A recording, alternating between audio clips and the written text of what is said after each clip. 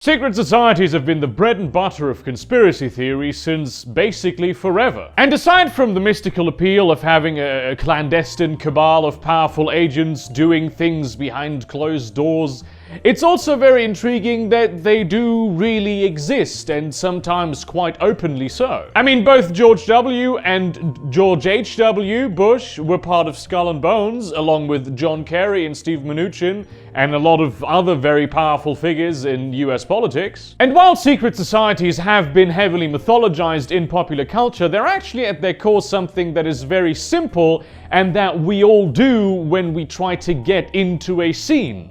They're just networks. I mean, it does speak volumes about our allegedly meritocratic society when the best thing you can do in college is not getting an education but networking, and secret societies sort of epitomize that in a beautiful way. Yes, many secret societies do have some ideological factors going for them, but that's rarely their primary purpose as such, especially the ones that are primarily concerned with maintaining the political status quo and getting people into positions of power. If you look at secret societies, there's a strong tendency for them to recruit young people in university because they want to lock those people in. They're young, stupid, and easily charmed. Few of them will actually already have developed a complex and well-founded on facts political ideology. However, they are already signing up for a future political establishment. Remember that story about former British Prime Minister David Cameron fucking a dead pig? This allegedly happened during an initiation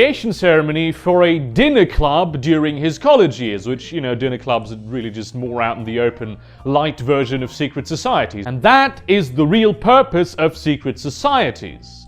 Young people doing stupid, fucked up shit for reasons of social pressure and to see where it can go. Politics especially is full of power-hungry sociopaths, but if you want to get into high positions of power, you need to be able to trust the people that purport to be your allies, and they need to be able to trust you. The bonds of ideology and sort of doing the right thing are rarely sufficient to make all members of the network fall in line with the general direction of its leaders. Political power, and really most kinds of power, are highly dependent on having a good reputation. If one member of the secret society goes rogue, other members of that same secret society will have some level of dirt on them. And that dirt is something that is generally considered to be utterly disgusting or unacceptable by society at large. Like, for instance, sticking your dick in a dead pig. That's not very prime ministerly. This is why the rituals of these secret societies tend to be extremely socially transgressive and fucked up.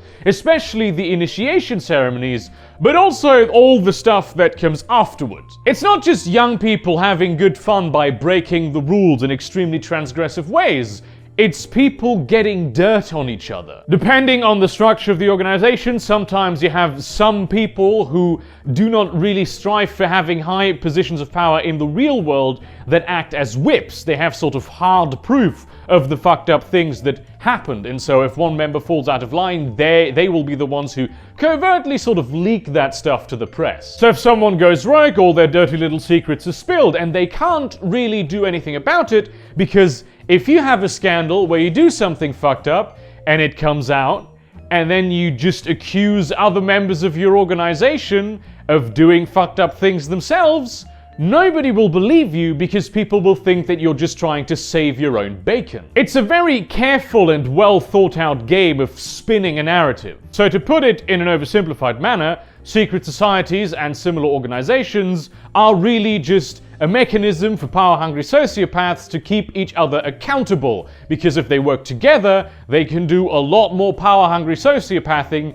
than if they have to work alone. And it's really important that you don't get hung up on the term secret society. This happens in just fraternities, aforementioned dinner clubs, even informal groups of people that find each other during university time. The secret society merely epitomizes this concept. But how exactly are they supposed to end now? I mean, that is the title of the video. How is that supposed to work? They've been around since the very beginning of human history. Yes, however, their not being an internet has also been around for most of history. Through everyone being on social media all the time, everyone just carrying around cameras all the time, there's a lot of secrecy that gets lost. I'm not saying it would be impossible to maintain secrecy around these things.